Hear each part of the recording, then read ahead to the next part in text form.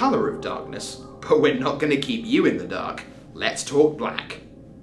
Black is the color that kind of knows what it needs to do to get the job done. You know, it uses death as a resource, and it can kill things. It warps the mind. It can force the opponent to discard their hand. You know, it's brutal and it's ruthless, and it has an army of deep, creepy, crawly creatures of vampires and zombies and things just to put fear into the opponent.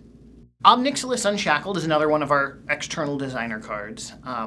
This was made by Brad Muir, who came to us and sort of said, I want to make a card for Commander. I want to make a big black demon that's a legend, and that makes you play Commander a little bit differently, that says your tutors are no fun, let's do something about that. And we said, well, you can make a big black demon, but we have this story in mind for the set that's Garruk, and it involves Ob Nixilis. And so you're going to have to make us this fallen planeswalker, so there's going to be a lot more pressure, a lot more people looking at what it's going to be.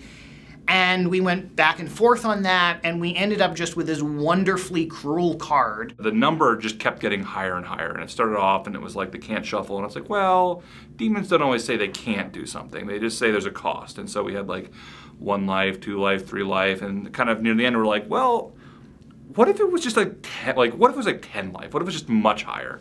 And so we ended up now with this, this huge number on this card. And so as many demons tell you, you can do something, but there will be consequences. Zathrad's Sly Blade, another one of our external designer cards. This one was by Rob Pardo. And he said from the beginning he wanted to make an assassin. And I said, okay, well, there's a couple different ways that Magic can do assassins. And he said, well, I want it sits in the shadows and can't really be hurt until it jumps out and attacks something, and then it's vulnerable. And I was like, okay, that's a very different take than how we usually do these things, which are much more focused on, the Royal Assassin, I tap to destroy something. And this one wants to get into combat, but also really wants to protect itself. And so I worked with him and we went back and forth on how do you translate that idea. And hexproof is not something you normally see in black, but it was just this flavor connect of this idea of that assassin in the shadows that's going to jump out and get you. People keep saying, I didn't know black had hexproof, and the answer is it doesn't. They're like, why is that okay? And the answer is, from time to time, we try to do cards in which the overall flavor really, really fits the color, even though some of the individual choices don't fit. It was a lot of fun limited, especially, to be playing against this card and, your opponent, you attack into it and your opponent, they're like, okay, well, I'll block and I'm gonna jump out of the shadows, and you have the card. You just have the card, you're like, all right, I've got the, ulcerate, just get your guy, and it really feels great. In Garruk's Wake that's one of those cards that we're trying to tell the story of what's happening to him as he's wrestling with black mana.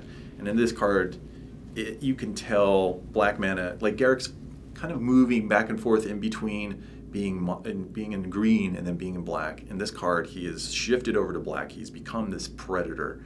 He is now, the biggest game for him are planeswalkers. It's no longer controlling the beasts of the world where he was in mono green. It's now, he's taken off heads, and planeswalkers are the ultimate, heads to take.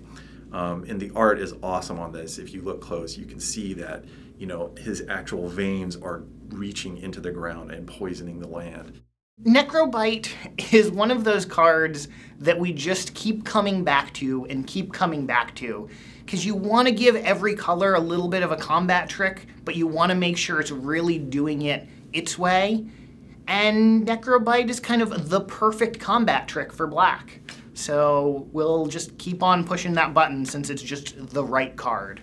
Caustic Tar is a card I really loved in Odyssey block. It is a fun limited card. It is kind of the top end of a black deck's curve.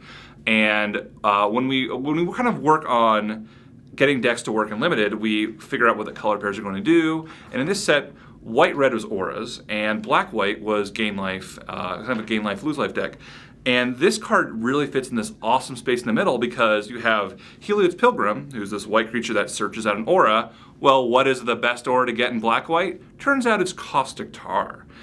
Many limited games have been ended by just that kind of late game, okay, I'll play this guy, oh, Caustic Tar you. One of the things we did during Innistrad was Jenna Helen was the creative representative. She would come up with just cool names for cards, and literally in the meeting we're like, okay, here's a cool name, what does it do?